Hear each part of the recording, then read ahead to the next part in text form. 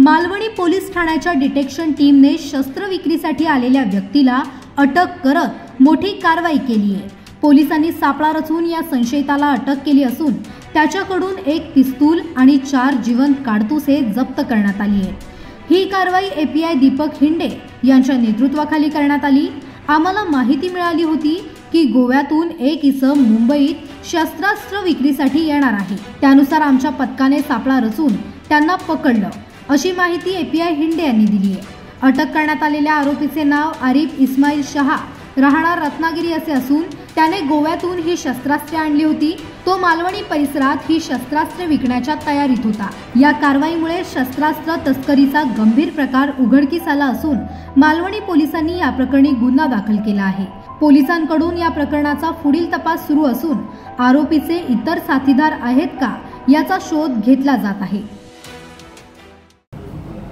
Ma'am, काय सांगाल, आपल्या मालवणी पोलीस ठाणे हद्दीत एक विना परवाना शस्त्र पकडण्यात आलेलं आहे, पूर्ण माहिती त्याबद्दल? दिनांक 11/7/2025 ला आपले जे गुंडा पथक आहे डॉक्टर दीपक हिंडे आणि त्याचप्रमाणे सर्व्हेलन्स टीम त्यांना मालवणी पोलीस स्टेशनच्या हद्दीमध्ये एक संशयित इसम, ज्याचं वय वर्ष 32 ते 38च्या दरम्यान आहे आणि तो कमरेला एक वेपन जे पिस्टल असतं ते खोचून फिरतो, या अनुषंगाने आपल्याला गोपनीय बातमी मिळाली होती। त्याची शहानिशा करता आपली टीम गेली असती। मवा देसाईचं जे ग्राउंड आहे त्याच्या फुटपाथवर आपल्याला तो संशयित मिळून आला। त्याला प्रॉपर आपण ट्रॅप करून त्याला आपण आपल्या ताब्यात घेतलं।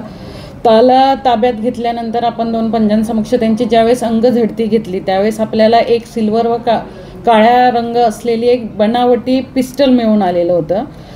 त्याची जवळपास आपण 75,000 किंमत आणि 4 जिवंत काडतुसे आहे ज्यांची 4,000 आपण किंमत लावलेली आहे।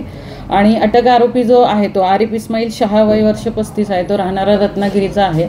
या गुन्ह्याच्या अनुषंगाने तत्काळ आपण गुन्हा दाखल केलेला आहे 842/2025। आर्म्स ॲक्टची कलम लावलेली आहे, आर्म्स ॲक्ट 325 आणि महाराष्ट्र पोलीस अधिनियमची 37(1)(a) 135 अन्वये आपण दाखल केला आणि त्या अनुषंगाने अजूनही त्याच्याकडे काय आपल्याला माहिती मिळते का तपास चालू पुढचा। आरोपीचं बॅकग्राऊंड काय आहे?